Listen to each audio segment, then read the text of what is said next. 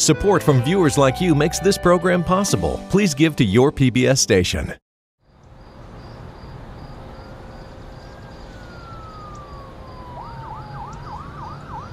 On the evening of June 17, 2015, a stranger walked into an historic black church in Charleston, South Carolina, known as Mother Emanuel. He prayed with the Wednesday night Bible study group for almost an hour. Then, he opened fire. We have 9 victims, and I do believe this was a hate crime. Friends say the 21-year-old high school dropout was a loner, an unabashed racist with a deep hatred for black people. He just said, I have to do it. He said, you rape our women and you taking over our country. The massacre in Charleston touched off not only a debate over the Confederate flag, but it touched off a debate all over the country. How did we get here? And why is this happening? It was easy, I guess, to think of that as a singular horror. And it was convenient, I think, to think of it that way. Unless you really wanted to understand how this could happen. And then that meant that you had to get into the history.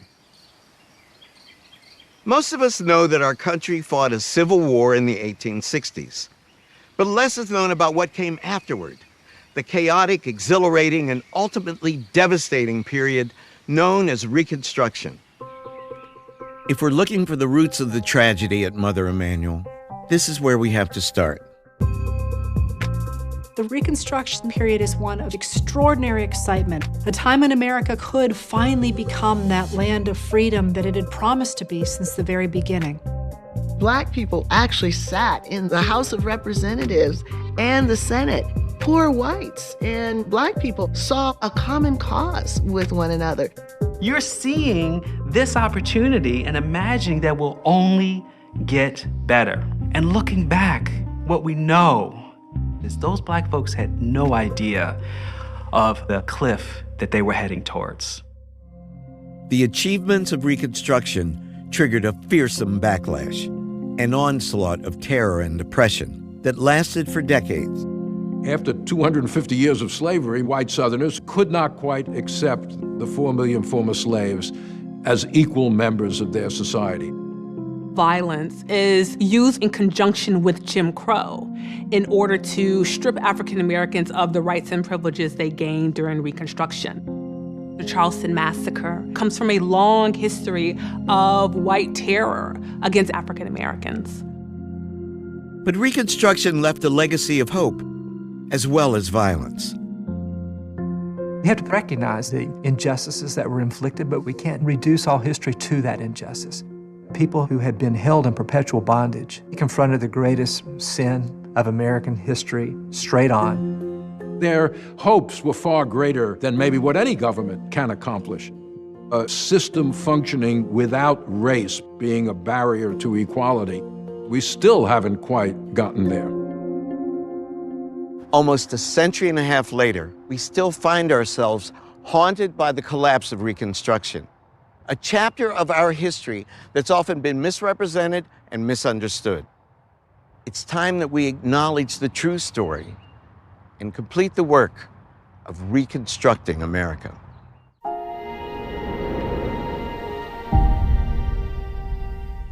When I was in high school, Black history consisted of a few simple facts and a very happy ending. Abraham Lincoln freed the slaves. But this was the 1960s. 100 years after emancipation, Black people were fighting for the most basic rights. So what happened to that happy ending? It turns out that wasn't the end of the story. It was just the beginning.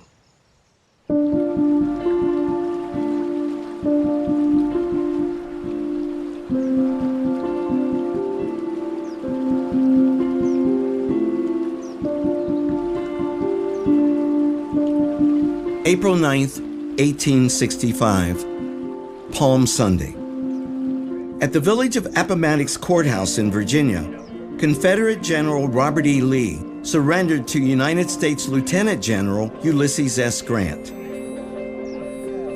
Lee's capitulation effectively signaled the end of the Civil War and the death of slavery in the United States.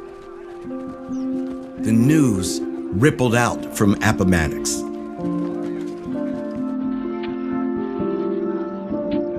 A strange woman I never seen before came running down where we were all at work.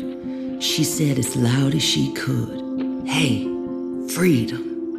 You are free." Everybody was getting up his clothes and leaving. They didn't know where they was going, just scattering around.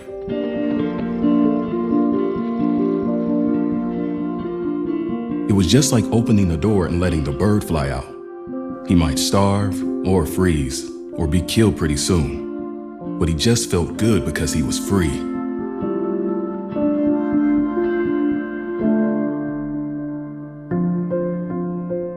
To a remarkable degree, it was the slaves themselves who had helped bring this to pass. From the war's first days, legions of enslaved people defied their masters and fled to Union lines. Others were liberated by the United States Army as it occupied parts of the South. By the summer of 1862, many thousands of slaves had found safe haven. Their brave actions, as much as any other factor, converted President Lincoln and many other Americans to emancipation. When black men were finally allowed to enlist in the Union Army, 180,000 answered the call, most of them former slaves. It was both the manpower that they brought to the Union side and also the denial of their manpower in the production of the Southern economy. There's no question that they strengthened the Union hand militarily, and they changed the nature of what a military victory would mean. The role of black soldiers, Lincoln said this himself, was essential in ensuring that the war would end with the abolition of slavery. What would the future hold for these freed people? Now untethered, their status as citizens was very much in question, with few legal rights or protections guaranteed. Even so, the prayers of generations were being answered. As Lee and Grant negotiated the terms of surrender, the government in Washington was wrestling with what was being called Reconstruction. On the surface, Reconstruction just meant restoring the rebel states to the Union. In fact, it raised a host of questions. Reconstruction is the process by which American society, North, South, black, white, tried to come to terms with the consequences of the Civil War, the reunion of the nation, the destruction of slavery, the question of what the status of the 4 million former slaves would be as free people in American life. One of the first questions that the post-war period has to confront is who is a citizen, and then what rights attend to citizenship? Who are former slaves going to be in the body politic? In parts of the South that the Army liberated during the war, officials had been confronted with issues like education, land ownership, and workers' rights. Even at Appomattox, it was apparent that the North and the South saw Reconstruction quite differently. Grant goes into these negotiations thinking, well, we won, not just militarily, but our principles won. Robert E. Lee comes into it thinking, it shows that you had more men and more cannon than we did. We acknowledge no wrong. And they just talk right past each other, which is one reason it becomes not the end of all this struggle, but in some ways the beginning. These ideas start to accumulate around Appomattox of a merciful coming together of peace. Many iconic images associate this surrender ceremony with Jesus entering the city of Jerusalem, the city of peace. But they don't actually help us understand what happened there at all. Whatever Appomattox is, it's not the start of peace. 2 days after Appomattox, Abraham Lincoln spoke about Reconstruction at the White House. For the first time in public, the president suggested that some black men, the very intelligent, and black veterans deserve the right to vote. A man in the audience turned to his companion and said, "That is the last speech he will ever make." On April 14th, 1865, Good Friday, John Wilkes Booth made good on his threat. The reckoning for America's original sin was just beginning.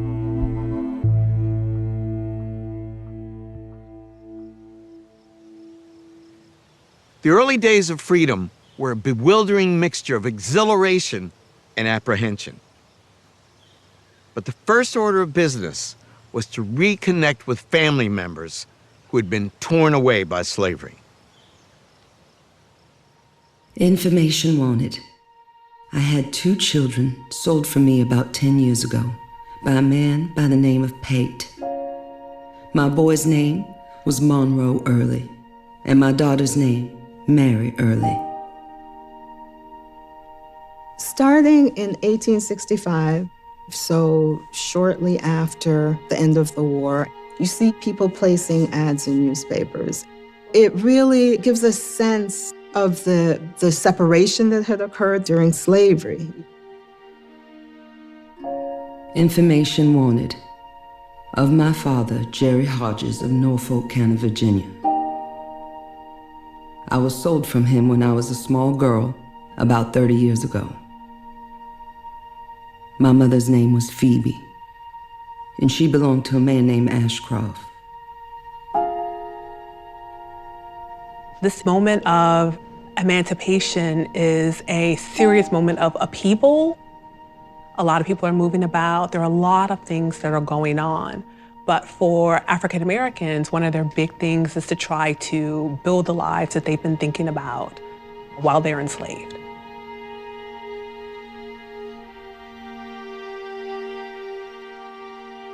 People took to the roads trying to find family members.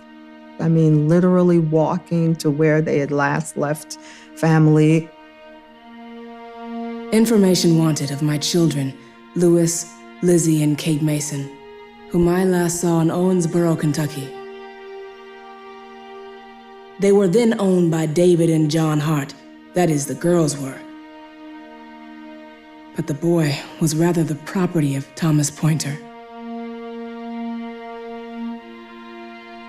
Imagine keeping this memory of your child or your wife or your husband, your father, your mother, alive in your mind and in your heart, and then trying to bring about some kind of reunification. But you hardly know where to start.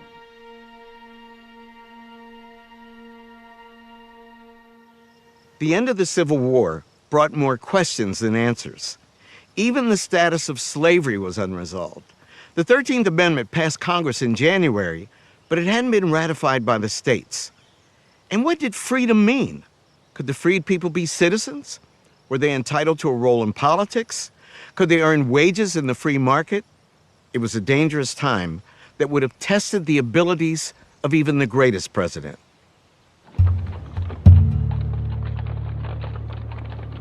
Just hours after Lincoln's death, Andrew Johnson was sworn in at a hotel on Pennsylvania Avenue. When Lincoln chose a Southern Unionist Democrat as his running mate in 1864, few imagined that Johnson would ever ascend to the presidency. During Reconstruction, the Republican Party is the party of civil rights. It is the party that promotes a vision of an interracial democracy. The Republican Party is the party of African Americans. Although Johnson was a Southerner and a Democrat, he had opposed secession, even at the risk of his life. Andrew Johnson grew up a poor white Southerner. He believed very strongly that the Civil War had been caused by the planter class, the Southern elite, and he hated them. But he imagined that the primary victim of the planter class was the class to which he belonged, the poor whites of the South. Andrew Johnson was the first man in this country made president by an assassin's bullet. He wouldn't be shy about using his newly gained power. Congress had gavelled out of session in March. They're not coming back till December. Out of session, they're stuck, and Johnson is in the driver's seat. The most famous black man in America, the abolitionist Frederick Douglass, had his doubts about the new president. At Lincoln's second inaugural, Johnson meets with Frederick Douglass. When Johnson realizes that he has to shake a black man's hand, his smile turns into a scowl. Douglass smells the liquor on his breath. He's already drunk at 11 a.m. Douglass says to his friend, no matter what else Andrew Johnson is, he is no friend of the black. Even as the freed people celebrated the death of slavery, Douglass was forced to wonder, in what new skin will the old snake come forth?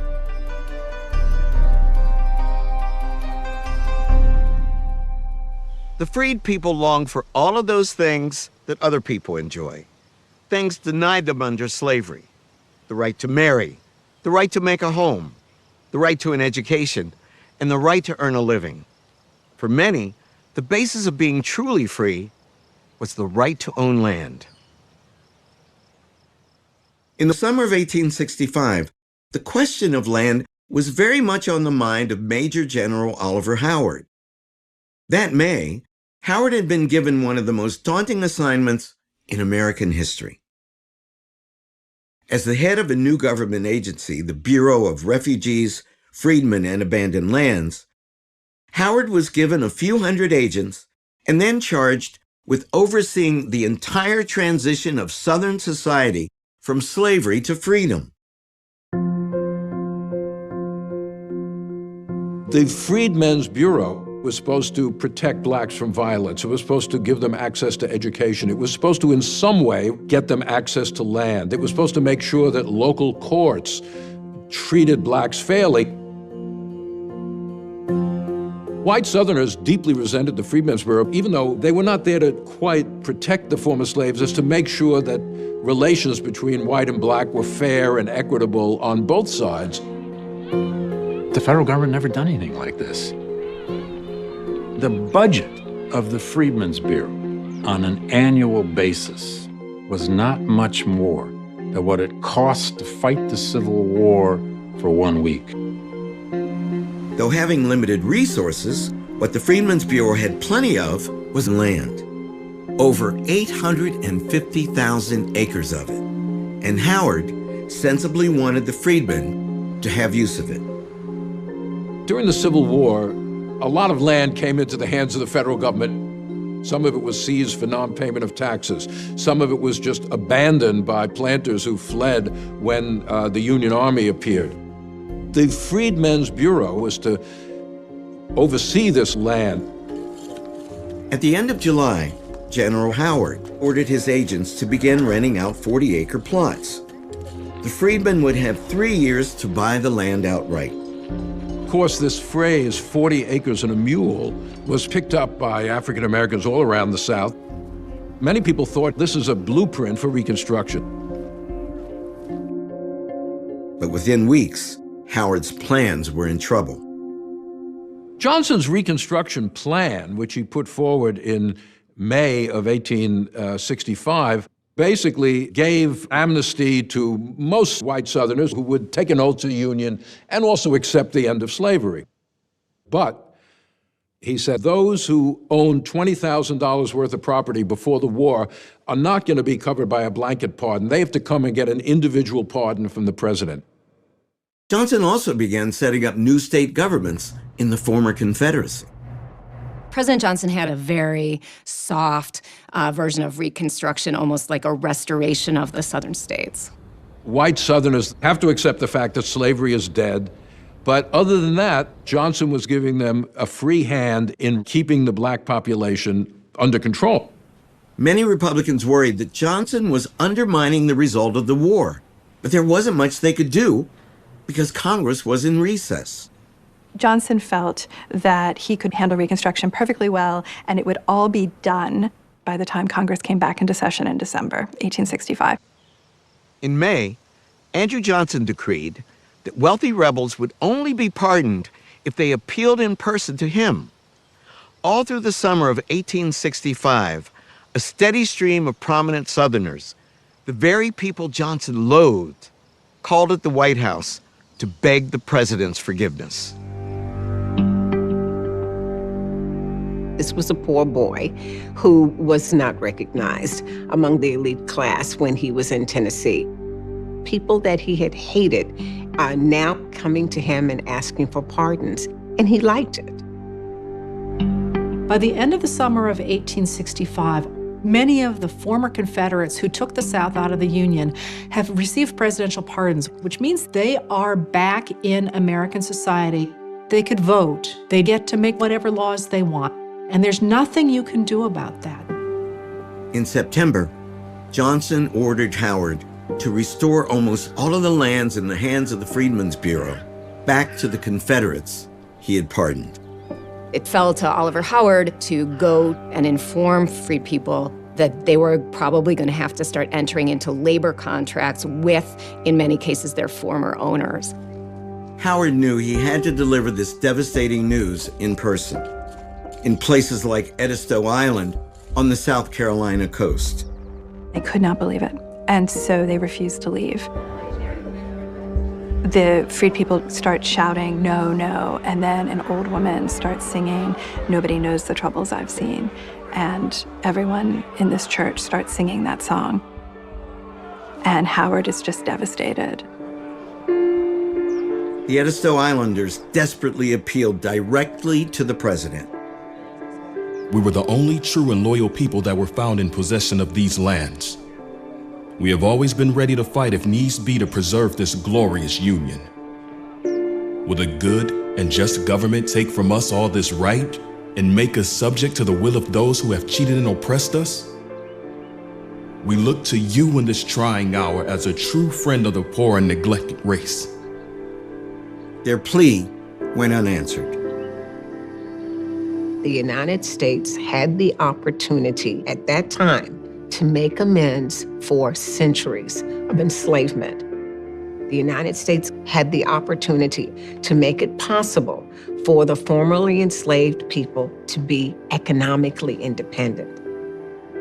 And the country failed to do it. By not redistributing that land, it consigned most of them to a dependence that remained for decades afterwards. And we're still dealing with the fallout from that.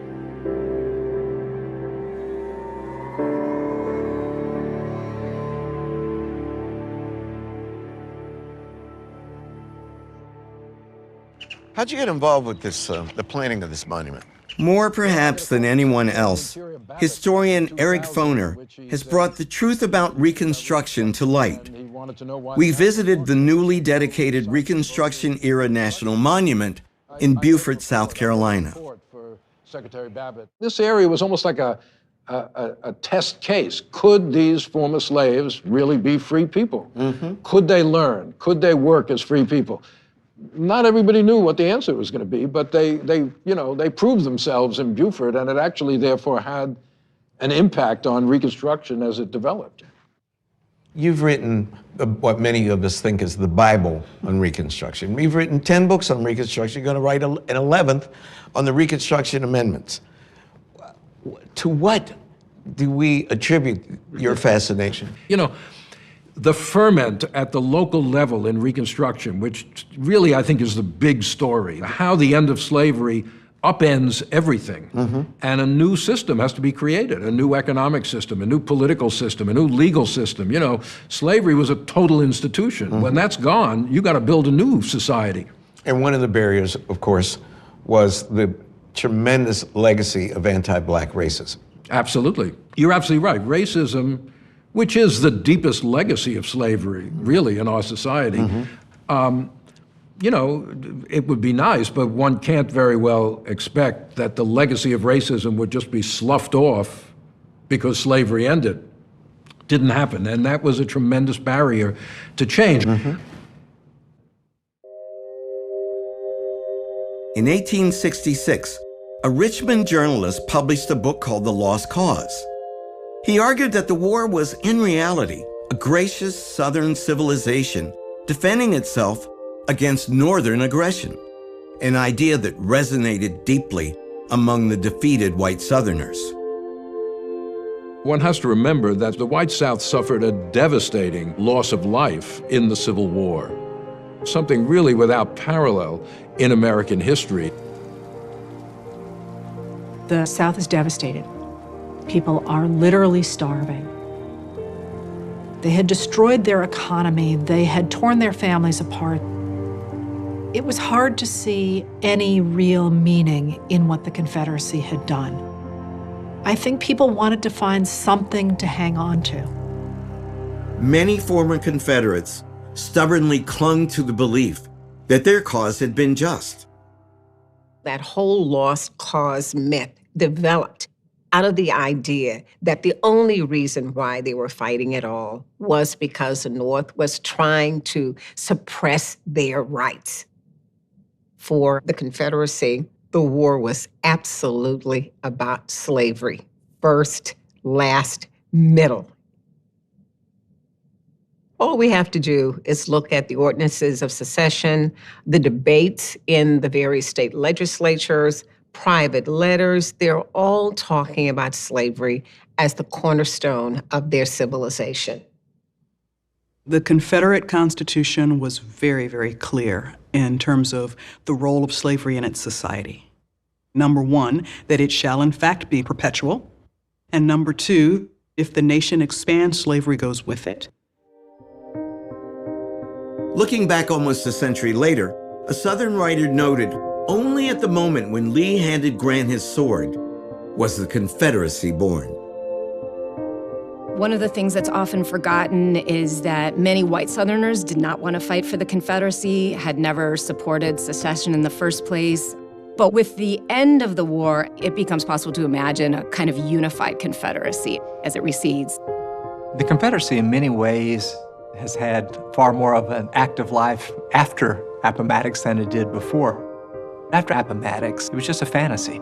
It was a dream of what that nation could have been.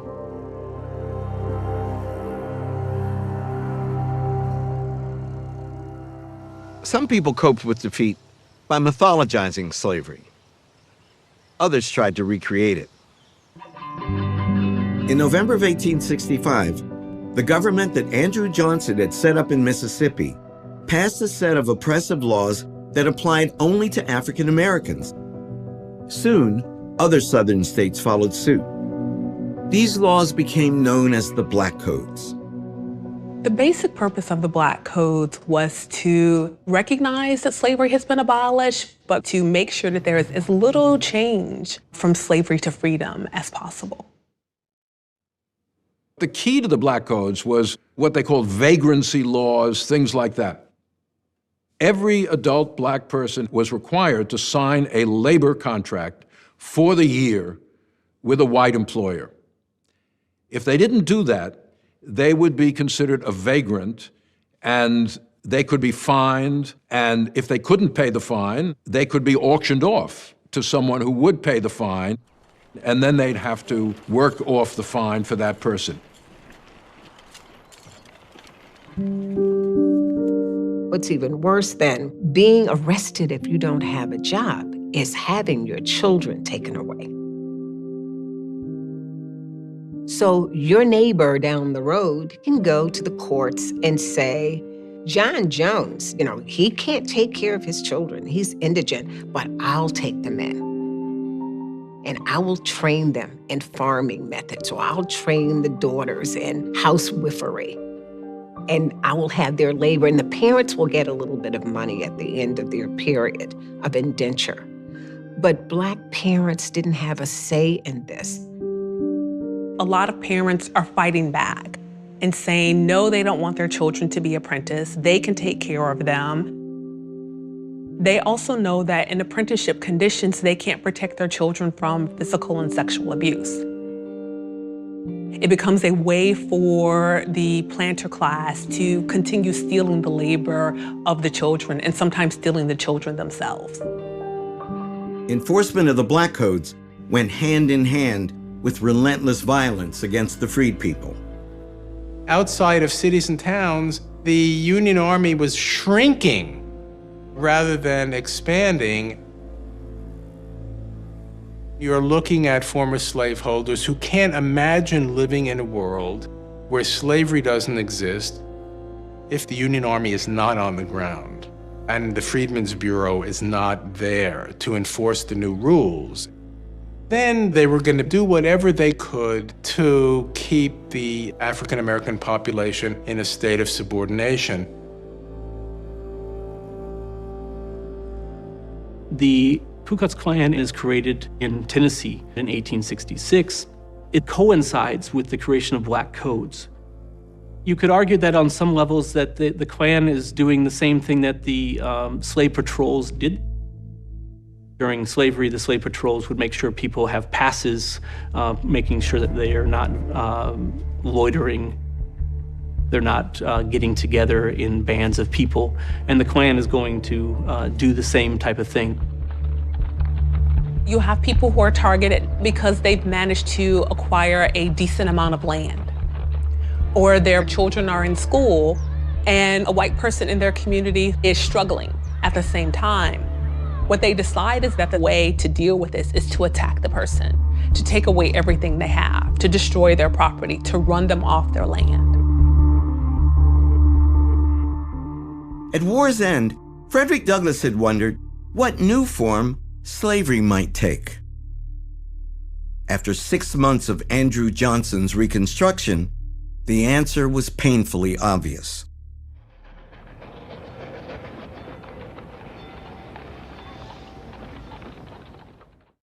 Thaddeus Stevens, the passionately impatient Republican congressman, had been forced to wait on the sidelines for months, watching powerlessly as Andrew Johnson raced to implement his version of Reconstruction before Congress reconvened.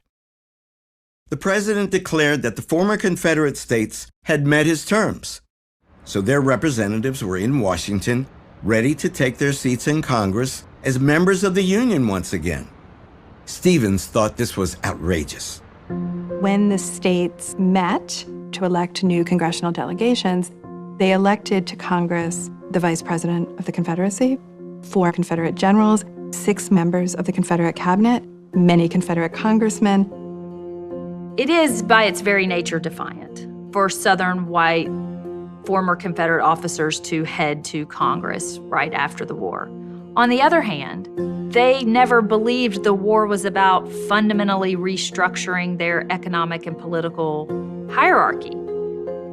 The idea that if you served or if you had slaves at one point, that now you are politically disenfranchised never was in the kind of Southern white imagination during that period of time. Once the Southern delegates were seated in Congress, they'd represent their home states back in the Union again. Either they were going to be admitted, and that was going to be the end, and Reconstruction would have been over at that point, or they weren't. As a leader of the House Republicans, Stevens found the prospect appalling. Thaddeus Stevens would say, African-American men helped save the United States. We have a moral obligation to create a foundation of freedom and equality before the law. And without that, anything else is going to be a fraud. He was fired with this passion for justice that would saturate the entire social order. He was ready for a revolution in the South. Stevens and his fellow House Republicans had planned for this moment. At the stroke of noon, when the 39th Congress opened, they set those plans in motion. The clerk began to read the roll of the members of Congress, and he skipped over the representatives from the southern states. As it becomes clear that they're not going to call upon any rebel state congressman, Democrats start to jump up and to scream, "This is revolution." In fact, they were right. It was a revolution. Each House of Congress has the power to exclude those it finds unfit. If the clerk fails to call your name, you're not a member of Congress. Not a single name from the rebel states did the clerk call that day. Congress was boldly seizing control of Reconstruction. Some Democrats say the American Republic died on December 4th, 1865, and in some ways they might be right. But a second American Republic is born over the next 5 years that has a different constitution, one that's going to be written painfully and slowly and imperfectly, but written by Stevens and his colleagues in Congress. This Republican-dominated Congress turned its attention to a pioneering Civil Rights Act, which they passed over President Johnson's veto in April 1866. It was Congress's answer, you might say, to the Black Codes and to Johnson's Reconstruction Plan. It established the principle of birthright citizenship. Anyone born in the country is a citizen. Why do they do this? Because they know that Southern states are looking for ways to define ex-slaves as not citizens. Part of what the Civil Rights Act of 1866 is doing is pushing away the prospect that people can be, as had been true for Native Americans, that people can be physically removed from the nation. While Republicans were gaining the upper hand in Washington, a more brutal struggle was being waged throughout the South. The white South begins to realize that there's no real possibility of fighting the North, but they can win the struggle on the ground, at home, over the people that they're really worried about. All throughout the South, Black people were on the move, leaving the countryside for the city. But as the crowding grew worse, tensions mounted. Where do you live? I've lived in Memphis very nearly 3 years. How old are you? I don't know exactly. I suppose about 24. Were you here during the riots? Yes, sir. On the afternoon of May 1st, 1866, the streets of South Memphis were even busier than usual. The city was packed with freed people. Memphis had been garrisoned by a Black regiment, and a Freedmen's Bureau office had opened there. Late that afternoon, Lucy Tibbs heard gunfire in the distance. The city's Black garrison was being demobilized, and many of the former soldiers were celebrating in the streets. Memphis was seething with racial hostility, especially between the largely Irish police force and the Black garrison. African American Civil War veterans return, not only with a kind of bearing that comes from military service, many of them are going to come back with weapons that they have purchased from the Union. They're going to march through the streets of their cities, they're going to create militias, and they will meet white Southerners for whom this is a real overturning of the old order. About 6 o'clock, I saw boys and men with pistols, firing at every Black man they could see. They shot them down as fast as they could come to them. How many did you see shot down? The first was killed by John Pendergrass. He keeps a grocery by my house. I was looking right at him when he shot that man. One of the things that I think is frightening about the violence is that many people do know the people who are perpetuating this violence against them. They can name them.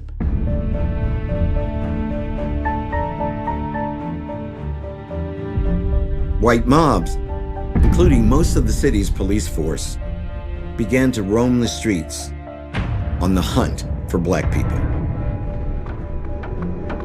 At night, they barred up all the doors, then surrounded the houses and told the folks to stay in there. Is that what they told you? Yes, sir. But old man Pendergrass and his sons set them on fire. When the fire got very hot, I saw men, women, and children break out and run. They shot at them as fast as they could while they were running. The freed people are sort of beyond the law. And so there's an incredible amount of casual violence. Did they come into your house? Yes. I said, please don't do anything to me. I'm just here with 2 little children. Did they do anything to you? They done a very bad act. I just had to give up to them.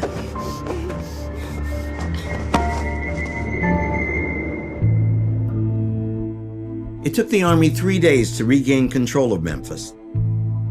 By that time, every black church and every black school had been burned to the ground. At least 48 people had been killed, all but 2 of them black. Not a single white person had been killed by a black person.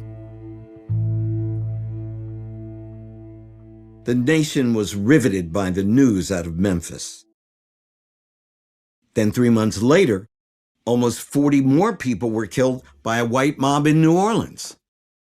The political consequence of this in the North was it helped to convince large numbers of Northerners that Johnson's Reconstruction plan was a failure. Andrew Johnson was not down there committing acts of violence, but this was sort of the logical outcome of Johnson's Reconstruction plan.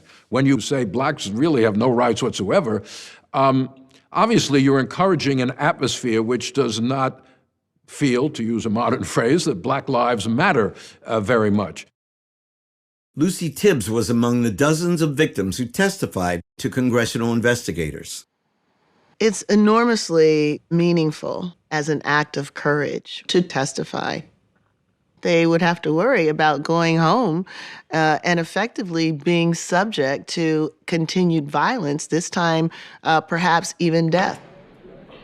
The testimony of the Memphis survivors helped to convince Republicans in Congress that the rights of the formerly enslaved had to be written into the Constitution itself. This is what inflames white Northerners so much, the widespread violence against the freed people, the massacres in New Orleans and Memphis. So Reconstruction becomes stronger because of what the white South does. Republicans in Washington were interested in setting the nation on a new footing, and that's what they did through the 14th Amendment. The 14th Amendment redefined the rights of the freed people, and by extension, the rights of all Americans. Anyone born in the United States would automatically be granted citizenship, and no state could deny to any person due process and equal protection of the laws. Congress passed the 14th Amendment in June of 1866. It turns out that was the easy part. The real challenge lay ahead. Every southern state had an all-white government that had been created by President Johnson. And every one of those state legislatures, except for Tennessee, refused to ratify the amendment. How were Republicans in Washington going to get 3/4 of the states to ratify the 14th Amendment?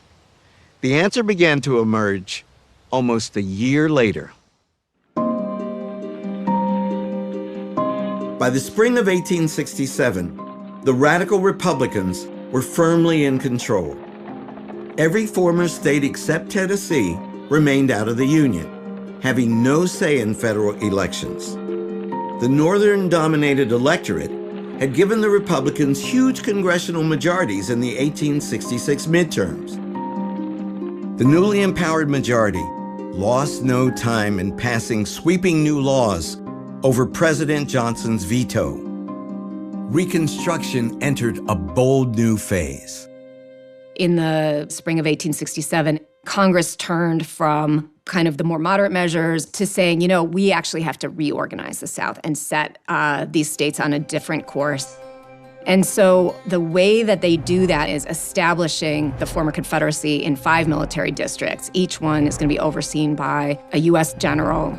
It was something that they called military reconstruction. They marched through the South telling local officers, we can fire you, we can overrule you.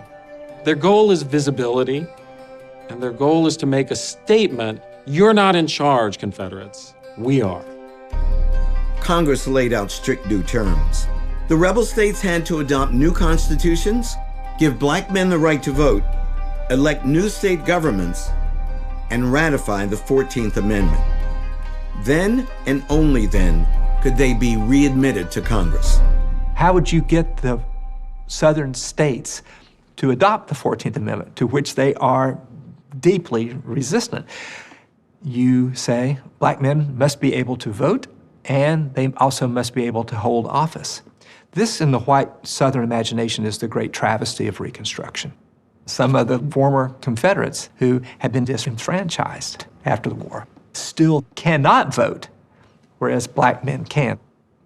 So that is what just really infuriates the white South. And they call it bayonet rule. When Southern whites imagined what could come after the war, should they lose, it was never a possibility of like a really flipped upside down social hierarchy with equality for African Americans, because that wasn't happening anywhere in the country. Many northern states did not allow black men to vote. And so Southern white conservatives felt that the provision of suffrage to African American men in the South was something between hypocrisy and punishment. Activists and Army officers spread out across the South, registering freedmen to vote. At the beginning of 1867, fewer than 1% of all black men in the United States could vote. By the end of 1867, that figure was higher than 80%. A vibrant new political culture sprang up as freed men and freed women pressed for their rightful place in the Union that they had sacrificed so much to save. The advent of black suffrage unleashes a kind of utopian idea of change. You see it in mass meetings where people get together just to read the Constitution and debate, what is democratic government anyway? How can we create it? So it is a remarkable moment of hope and of militancy. Black men and women, these folks who had just come out of slavery, would take off work on Saturdays and walk 25 miles to a political meeting. The vote was considered basically owned by the collective, not just by individuals. And so women and children were actually involved in political discussions. They attended mass meetings. In some states, there were significant pockets of poorer white farmers who actually, many of them had not been in support of the Confederacy, had not favored secession, and many of them suffered as a result of the Civil War. They were in dire economic straits. It's not that they weren't racist anymore, but they were willing to work with blacks to try to uplift poor farmers of both races via the Republican Party. Former slaves themselves are breathing life into freedom, giving it substance, whether it's creating schools or enacting their own political organizations or reconstituting families. They are giving the nation a kind of blueprint for the challenges, but also the possibilities of Reconstruction. Andrew Johnson played almost no part in these profound changes. Fending off impeachment consumed the last months of his presidency. Meanwhile, the new state governments in the South began ratifying the 14th Amendment. In July of 1868, it became the law of the land. Ironically, if Reconstruction had gone more smoothly, you might not have had the 14th Amendment. If the white South had not insisted on putting exactly the same men back in power, if the white South had resisted the temptation to put in black codes that made a mockery of emancipation, if the white South had not endorsed these massacres in its major cities, it's easy to believe that there would not have been the fundamental changes in the American Constitution that we had. No other New World slave society that emancipates slavery implements equal citizenship and equal protection under the law and suffrage for half of the former slave population within 5 years. That is truly revolutionary. There was some degree of self-interest, frankly, in it on the part of the Republican Party. Why fight this war? And immediately allow the Southern leadership, the plantocracy, to reproduce not only a slave system, but the dominance of their party in the South. So for a time, The interests of the freedmen and the interests of the Northern-led Republican Party were in step with one another. The 1868 presidential campaign presented voters with a stark choice. The Republican candidate, Ulysses S. Grant, had led the United States Army through victory and the post-war occupation of the South. The Democratic campaign was perhaps the most racist in U.S. history, and in parts of the South, it was supported by a wave of murder and arson. Would that campaign of violence succeed in preventing black men from voting? Tuesday, November 3rd, 1868, was an election day unlike any other. South Carolina and 7 other Confederate states had re-entered the Union in time for